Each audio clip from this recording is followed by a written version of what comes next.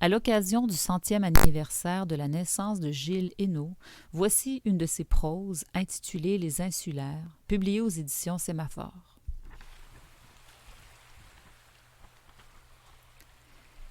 Les habitants des îles parlent très fort, crient très fort dans la tempête. Leurs cris insulaires en détresse dressent le pavillon désemparé des solitudes.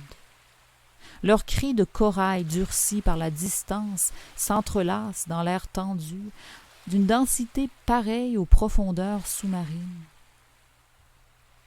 Ta bouche grande ouverte, trou d'ombre dans ta figure, dessine un arc dur. Ah, les mots lancés dans le vide, les cailloux de la mer et leur trajectoire indécise.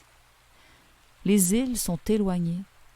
La mer mouvante et indéfinissable met entre nous ses apparences d'invitation, ses offres de voyage données, retirées, données, toujours reprises, ces chemins incertains bordés des plus éblouissantes écumes.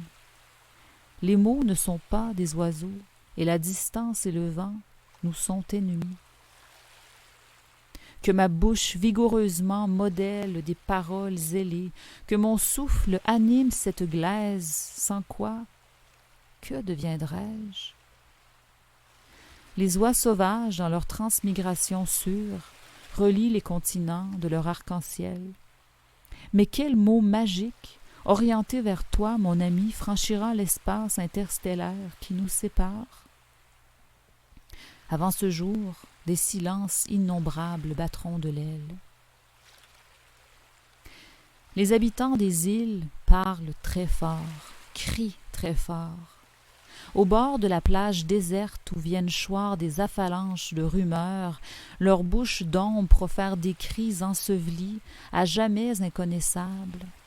Ô mon ami très cher, très proche et lointain insulaire, debout sur l'unique rocher qui fonde ta personne, ni plus ni moins qu'un palmier bercé par les vents de l'Atlantique, je te dédie ces phrases, modulées au creux de la conque formée par mes deux mains réunies.